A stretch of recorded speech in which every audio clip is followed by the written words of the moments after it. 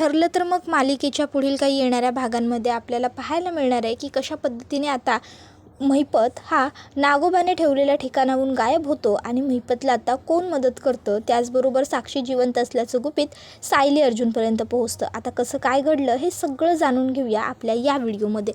तर आता आपण इथे पाहतो की इकडे आता सायलीने तर आधीच सुमन काकूला सांगितलं आहे की तुम्ही नागराज काकांच्या प्रत्येक बारक्यातल्या बारीक हालचालींवरती लक्ष ठेवा. तर दुसरीकडे आता नागराजने महिपतला सांगितलं आहे की जर तू तोंड उघडलंस तर साक्षीचं काहीतरी बरं वाईट होईल आणि तो तिकडनं निघाला आहे. त्याचबरोबर आता प्रियाला महिपतचा पत्तासुद्धा सापडला आहे. मग आता महिपतचा पत्ता सापडल्यामुळे प्रिया तर खूपच जास्त खुश आहे. आता प्रियाने ठरवलं आहे की आत्ता या नाग्याची चांगलीच मस्ती जिरवायची. याला खूपच शौक आहे ना महिपतला एकट्याने बांधून ठेवायचा, सांभाळायचा. आता बघतेच याच्याकडे चांगलं. माझ्यापासून गोष्टी लपवतो काय, आता काय करतो आणि कशा गोष्टी लपवून ठेवतो ना ते चांगलं बघते. आणि मग आता लगेचच प्रिया ही ठरवते की महिपतला आपणच आता सोडवायचा. जर आपण महिपतला सोडवलं, त्याचा जीव वाचवला तर अर्थात महिपतसुद्धा आपल्याला जीवनदान देईल. कारण नागोबाविरुद्ध आपण महिपतला भडकवायचं. आपण महिपतला सांगायचं की कसा नागराज फ्रॉड आहे, कसा नागराज चीटर आहे, कसा नागराजने त्याला डांबून ठेवलं आणि जर मी हे सगळं केलं तर पुढे जाऊन माझा जीव सेफ झोनमध्ये जाईल आणि राहिला प्रश्न त्या नागोबाचा, तर त्याच्याशी माझा काय संबंध, असा विचार करत प्रिया ही आता महिपतला सोडवण्यासाठी पोहोचते. आता नागोबा हा तिथे नसतो. महिपत हा प्रियाला बघून म्हणतो, आली का चिचुंद्रे तू शेवटी इथंच परत. त्याबरोबर प्रिया म्हणत असते, हे बघा अण्णा सर, एकदा मी काय म्हणते ते प्लीज ऐकून घ्या. हे बघा, तुम्हाला हे इथे असं डांबून ठेवलं आहे ना, हे मला अजिबातच पटलेलं नाही आहे आणि आवडतही नाही आहे. अहो तुम्ही कोण आहात? तुम्ही अण्णा सर आहात. तुमच्याबरोबर हे असं कोणी का वागू शकतं आणि कसं? नाही, तुम्ही इथे डांबून राहिलेले मला नाही चालणार. म्हणूनच मी इथे तुम्हाला सोडवायला आली. अहो तुम्हाला इथे डांबून ठेवण्याचा प्लॅनसुद्धा त्या नागोबाचाच होता. त्यानेच मला सांगितलं होतं तुम्हाला इथे डांबून ठेवायला. पण बघा, मी शेवटी इथे तुम्हाला सोडवायला आली. तुम्हाला इथं त्याने ठेवलं ही गोष्टसुद्धा त्याने माझ्यापासून लपवली. का तर मी तुम्हाला सोडवेन अशी त्याला भीती होती. पण तरीही कसा बसा करून जीवाच्या आकांताने मेहनत घेऊन मी तुमचा पत्ता मिळवलाच आणि बघा इथे तुम्हाला सोडवण्यासाठी सुद्धा आले. आता तुम्ही जरी मला तुमच्या मुलीच्या जागी म्हणजेच साक्षीच्या जागी बघत नसलात तरीसुद्धा मी तर तुम्हाला माझ्या वडिलांसमानच मानते ना. तुम्ही तर माझ्यासाठी माझ्या वडिलांसमानच आहात. तुम्ही मला इकडनं मी तुम्हाला सोडवून नेल्यावर मारणार तर नाही ना. त्यावर महिपत हा तिला म्हणतो, 113% गॅरंटी देऊन सांगतो तुला, मी तुझ्या अंगाला हात लावणार नाही आणि त्या नागराजलासुद्धा तुझ्या अंगाला हात लावू देणार नाही. मग तर झालं. त्यावर प्रिया म्हणते, नक्की? त्यावर महिपत म्हणतो, शब्द दिला हा महिपत शिखरेनी. त्याबरोबर मग लगेचच प्रिया ही तिकडनं महिपतला सोडवते आणि म्हणू लागते की चालेल, आता तुम्ही इकडनं निघून जा. पण हो, एक गोष्ट कायम लक्षात ठेवा, काहीही झालं, अगदी काहीही, तरीसुद्धा नागराज काकांना हे समजू देऊ नका की मी इकडनं तुम्हाला सोडवलं. कारण जर नागराज काकांना चुकून जरी कधी हे सत्य कळालं ना की तुम्हाला इकडनं सोडवण्यामागे माझा हात होता, हे सगळं मी केलं, तर खरोखर ते मला जीवानिशी मारून टाकतील. आणि प्रत्येकालाच आपला जीव तर प्रिय असतोच ना अण्णा सर. त्याबरोबर महिपत म्हणतो, तू घाबरू नको, तुला काहीच नाही होणार. मी बघतो काय करायचं आहे ते सगळं मी बघतो. आणि मग आता प्रिया त्याला सोडवते आणि आता महिपत तिकडनं पळून जातो. आता महिपत पळून गेल्यावर मग प्रिया ही एकटीच तिथे उभी असते आणि ती विकृत पद्धतीने त्या रशीला हातात घेऊन असते, ज्या रशीने महिपतला नागराजने बांधून ठेवलेलं असतं. आणि आता ती म्हणू लागते की नाग्या, तुला खूप घमेंड होती ना, तुला खूप गर्व होता ना की तू माझ्यापासून गोष्टी लपवशील आणि ते तुला पचतील सुद्धा. पण नाही रे, नाही. तू जितका ह्या सगळ्यात मुरलेला नाही आहेस ना, तितकी मी मुरली आहे. अरे त्या एवढ्या हुशार वकिलाला, किल्लेदारला मी रोज कटवायचे. त्याची ती अर्धा मेंदू बायको, ती डिटेक्टिव्ह सायली, तो अर्जुन सुभेदार, तो माझा बावळट असला तरीही हुशार असलेला नवरा अश्विन, एवढ्या सगळ्यांना मी गंडवते आणि तू मला फसवायला निघाला होतास. आता मर कर्माने. तर दुसऱ्या बाजूला महिपत हा ताबडतोब तिकडनं पळ काढतो आणि आता महिपतने पळताना एक गोष्ट ठरवलेली असते. जवळपास त्याने शपथच घेतलेली असते आणि ती म्हणजे अशी की आता कुठलीही परिस्थिती झाली, अगदी काहीही झालं तरी त्या नागराजला मी सोडणार नाही. त्याला तर मी चांगली जन्माची अद्दल घडवणार. तर आता इकडे सुमन काकू ही विचारत असते की काय करत असेल हा महिपत, याच्याबरोबर जर खरोखर आपल्या नवऱ्याचे संबंध असतील तर ते का असतील, या त्या विचारांमध्ये ती गुंतलेली असताना त्या ठिकाणी नागोबा येतो. नागोबा सुमनला सांगतो, सुमन मला आंघोळीला पाणी उतर. सुमन ही नागोबाला म्हणते, थांबा एवढं हातातलं काम संपवून देते. त्यावर नागोबा म्हणतो, सुमन हल्ली तुझं नंतर करते, नंतर सांगते, नंतर देते खूप जास्त वाढलं नाही, जपून जरा, तुझ्या जीवाला या गोष्टीमुळे धोका व्हायला नको. सुमन म्हणते, गप्प बसा, समजलं ना, आणि मी घाबरत नाही आहे तुम्हाला. विसरू नका मी तुमची बायको आहे. बायकोबरोबर नीट राहायचं, नीट बोलायचं आणि शिस्तीत व इज्जतीत वागायचं, कळलं ना. आणि मग तिच्या हातातलं काम झाल्यानंतर ती लगेचच नागोबाला आंघोळीसाठी पाणी काढून देते. नागोबा आंघोळीला बाथरूममध्ये जातो तशी लगेचच इकडे सुमन काकू विचार करते, सायलीने मला सांगितलंय की यांचा मोबाईल तपास, यांना कोण मेसेज करतं, कोण काय करतं ते सगळं बघ, लक्ष ठेव. काय करू, हे बाथरूममध्ये आहेत तोपर्यंत पटकन यांचा फोन तपासून घेऊ का, हीच ती वेळ. आणि मग लगेचच आता पटकन सुमन काकू नागराज तिथे आसपास नाही आहे ह्या संधीचा फायदा करून घेते, संधी साधते आणि पटकन नागोबाचा फोन तपासायला हातात घेते.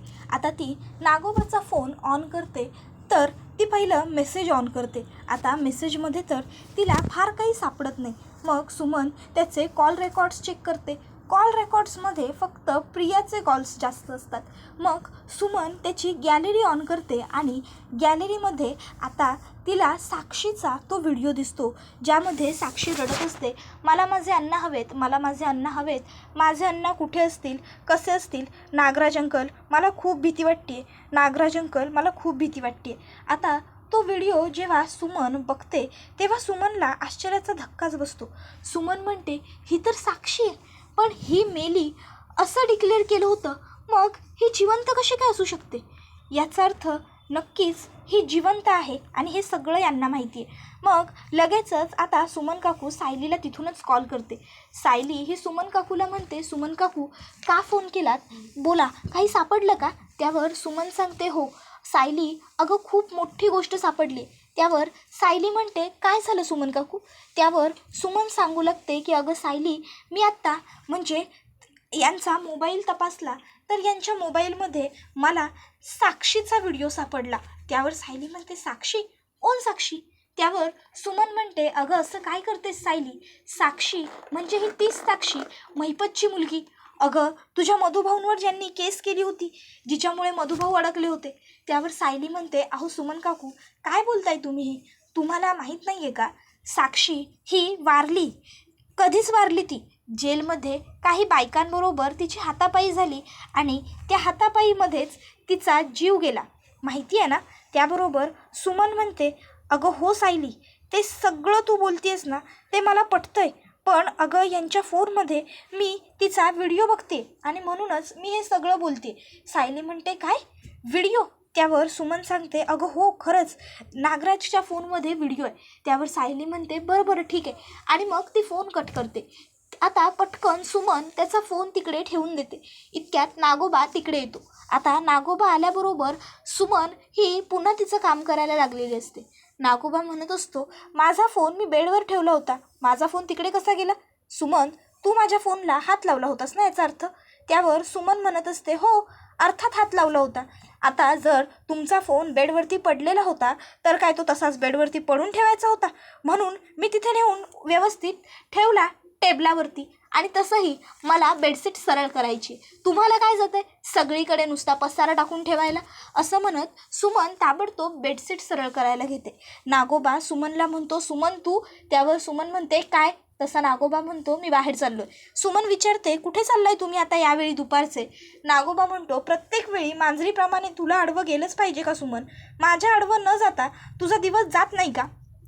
तुला कितींदा सांगितलंय बाहेर जाणाऱ्या माणसाला असं टोकू नये, असं अडवू नये, कुठे चाललाय, काय करतोय ते विचारू नये. त्याबरोबर सुमन म्हणते तुम्ही माझा नवरा आहात आणि तुम्हाला विचारणं हे माझं काम आहे, त्यामुळे मी विचारते, सांगा कुठे चाललाय. त्यावर नागराज मित्राकडे चाललोय असं सांगतो आणि मग लगेचच तो तिकडनं निघतो. आता तो येतो महिपतला ज्या ठिकाणी ठेवलेलं असतो त्या ठिकाणी. आता तिकडे तो येतो आणि बघतो तर काय, महिपत त्या ठिकाणून गायब झालेला असतो. आता महिपत हा ठेवलेल्या ठिकाणी नाही आहे ही गोष्ट नागोबा बघतो आणि नागोबा खूपच जास्त घाबरतो. नागोबा विचार करतो, बापरे, महिपत गेला कुठे, महिपत सुटला की काय. नाही नाही नाही, जर महिपत सुटला तर माझं काही खरं नाही, मी मेलो, मी कर्माने मेलो. आता काही झालं तरी मला महिपतला शोधायला पाहिजे, लवकर शोधायला पाहिजे. जर महिपत सापडला नाही तर मी जीव गमावला माझा, मला लवकर शोधलं पाहिजे महिपतला. आणि मग यासाठी मला प्रियाची मदत लागेल असा विचार करून लगेचच पहिला तो प्रियाला कॉल करतो आणि प्रियाला सांगतो एक खूप मोठी गडबड झाली आहे. त्यावर प्रिया म्हणत असते, गडबड कसली. त्याबरोबर नागोबा सांगू लागतो की अगं ते. त्यावर प्रिया म्हणते आता बोलणार आहात की अगंच करत राहणार आहात. त्यावर मग नागोबा म्हणतो, सांगतोय किती तुला घाई. आणि मग तो आता प्रियाला सांगतो की महिपत आपल्या तावडीतून निसटला. त्यावर प्रिया म्हणते, काय, अहो पण तुम्ही पहारा देत होतात ना, मग तरीही तो कसा निसटला. बापरे, किती तो हलगर्जीपणा तुमचा. त्यावर लगेचच आता नागोबा तिला म्हणायला लागतो, बरं पुरे झाला आता, उगाच तू मला दोष देत बसू नको. आता आपल्याला लवकरात लवकर महिपतला शोधायला हवं. सगळ्यात महत्त्वाची गोष्ट आहे ही, जर तो बचावला आणि इकडनं पळाला ना तर आपला जीव जाईल. त्यावर प्रिया म्हणत असते, एक मिनटं, मी काही करणार नाही आहे, समजलं ना. जे काही करायचं आहे ना ते तुमचं तुम्ही करायचं नाही, कारण तुम्हालाच खूप शौक होता ना, खूप महिपतला माझ्यापासून लपवून ठेवण्याचा, महिपतचं सगळं काही स्वतःच बघण्याचा. मग आता तुम्ही तुमचा शौक पूर्ण करा. आता महिपत तुमच्या तावडीतून निसटलाय ना, मग त्याला जबाबदारसुद्धा सर्वस्वी तुम्हीच आहात. तुम्हाला जे करायचं आहे ना ते तुम्ही करून घ्या, मला काहीही सांगू नका. हां, मी तुमची या सगळ्यात काही मदत करणार नाही आहे. खूप हौस होती ना तुम्हाला महिपतला एकट्याने डांबून ठेवायची. आपण दोघांनी मिळून लक्ष ठेवलं असतं तर महिपत पळूनच गेला नसता. त्यावर लगेचच आता नागोबा म्हणतो की हे बघ, जे असेल ते असेल, पण आत्ता हे सगळं बोलण्याची वेळ नाही आहे. आता आपण एकमेकांना मदत केली पाहिजे, सपोर्ट केला पाहिजे. जर महिपत वाचला तर तू सुद्धा मरशील आणि मी सुद्धा. मग जर हे तुला माहिती आहे तरीसुद्धा तू असं कसं काय बोलू शकतेस. त्याबरोबर प्रिया आता म्हणत असते की हे बघा, महिपत कुठे आहे, काय करतोय याच्याशी मला काहीही संबंध नाही आहे आणि त्याला शोधून काढण्याशी सुद्धा माझा संबंध नाही आहे. राहिला प्रश्न माझ्या जीवाचा, तर माझ्या जीवाचं काय करायचं ना ते मी बघून घेईन, स्वतःची काळजी घेईन मी. हां, तुम्ही तुमचा विचार करा, ठेवते. महिपतला कसं शोधायचं, कुठून शोधायचं ते सगळं तुम्ही बघा. आणि मग प्रिया फोन कट करते आणि आता ती म्हणू लागते, नागोबा काय रे बावळटा, तुला काय वाटलं होतं तू माझ्यापासून महिपतचा पत्ता लपवशील आणि मी गप्प बसेन. मी महिपतला शोधून काढण्याचा प्रयत्न करणार नाही. आता बघ, आता शेवटी गोत्यात कोण आलं. जर आधीच मला व्यवस्थित सांगून टाकलं असतंस कुठे आहे महिपत, तर आज हे सगळं घडलंच नसतं. पण असो, एका अर्थी ते झालं ते बरंच झालं. म्हणूनच तर मला महिपतचा पत्ता सापडला आणि मी महिपतला वेळेवर सोडवलं आणि आत्ता माझा जीव सेफ आहे आणि तुझा जीव धोक्यात आहे. त्याबरोबर आता इकडे नागोबाला खूप टेन्शन आलेलं असतं. तो विचार करतो की महिपत गेला असेल तर गेला असेल कुठे, पुन्हा तो तुळजापुरात गेला असेल का. नाही, पुन्हा तुळजापुरात जाण्याची चूक तो करणार नाही, कारण त्याला हे तर व्यवस्थित माहिती आहे की आता जर पुन्हा जाऊन तो तुळजापुरातच लपला तर मी बरोबर त्याला तुळजापुरातना शोधून काढेन. आणि ही प्रिया, ही कसला एवढा माज दाखवते, हिला भीती वाटत नाही आहे का महिपतची. नाही, जर महिपत सुटला तर ही मरणार नाही आहे का. म्हणे तुमचं तुम्ही बघा, तुमचं तुम्ही शोधा म्हणून. का हिनेच तर महिपतला गायब केलेलं नाही आहे ना. पण ती कसा गायब करणार, महिपत कुठे आहे त्याचा पत्ता फक्त मला एकट्यालाच ठाऊक होता. शिट, उगाच त्या प्रियाला बाजूला केलं आणि स्वतः सगळं करायला गेलो. जाऊ देत नागराज, जाऊ देत. आता या सगळ्या गोष्टींचा विचार करत बसू नकोस. आता काहीही करून तुला सगळ्यात अगोदर महिपतला शोधायचं आहे. जर महिपत तुझ्या हातून निसटला किंवा सुटला तर तुला काहीही करता येणार नाही. पण महिपत आता कुठे जाऊ शकतो? तो त्याच्या बंगल्यावर गेला असेल का? नाही, बंगल्यावरती तो जाणार नाही एवढ्या लगेच सहजासहजी. आधी तर तो मला खूप त्रास देईल, इकडे तिकडे लपाछपी करेल आणि नंतरच तो बंगल्यावर येईल. मला काहीही करून त्याला शोधायलाच हवं, कारण मी त्याच्या नाजूक तुकड्यावर घाव टाकला आहे, तो म्हणजे त्याची लेक साक्षी. तर आता इथे सायलीला प्रश्न पडलेला असतो की साक्षी जिवंत कशी काय असू शकते? साक्षीला पोलिसांनी कसं बाहेर काढलं असेल? तुरुंगातून एखाद्या पोलिसाचीच मदत घेतली असेल का महिपतने? नाही, मला हे सगळं पहिलं यांच्याशी बोलायला हवं. मग सायली लगेचच अर्जुनला सांगत असते की अहो, सुमन काकूंचा फोन आला होता आणि सुमन काकू असं सांगत होत्या की नागराज काकांच्या फोनमध्ये त्यांना एक व्हिडिओ सापडला आहे. त्यावर अर्जुन विचारतो कसला व्हिडिओ आहे? त्यावर सायली म्हणते मला जेव्हा त्या व्हिडिओबद्दल कळालं तेव्हा मलासुद्धा खूप मोठं आश्चर्य वाटलं. सुमन काकूंचं असं म्हणणं आहे की तो व्हिडिओ महिपतची मुलगी म्हणजे साक्षी शिखरे हिचा आहे. त्यावर अर्जुन म्हणतो व्हॉट? अगं हे कसं पॉसिबल आहे बायको? साक्षी तर कधीच मेली आहे आणि तिच्या कार्याचं श्राद्धाचं निमंत्रण आपल्याला आलं होतं. मग आता सुमन काकूंना कसं काय वाटू शकतं की साक्षी जिवंत आहे म्हणून? त्यावर सायली म्हणते तेच तर मलासुद्धा कळत नाही आहे. मला वाटतं की नक्कीच महिपतने काहीतरी गफला केला होता आणि साक्षीला तुरुंगातून बाहेर काढलं होतं आणि कोणातरी वेगळ्याच मुलीला मारलं होतं. त्यावर अर्जुन म्हणतो मलासुद्धा तसंच वाटतं. म्हणजे ज्या पद्धतीने त्याने प्रतिमा आत्याची बॉडी मॅनेज केली होती ना, तसंच त्याने आता साक्षीची बॉडीसुद्धा मॅनेज केली आहे, बरोबर ना? त्यावर सायली म्हणते हो अर्थात. आता आपल्याला हेही शोधून काढावं लागेल की साक्षी कुठे आहे, ती काय करते.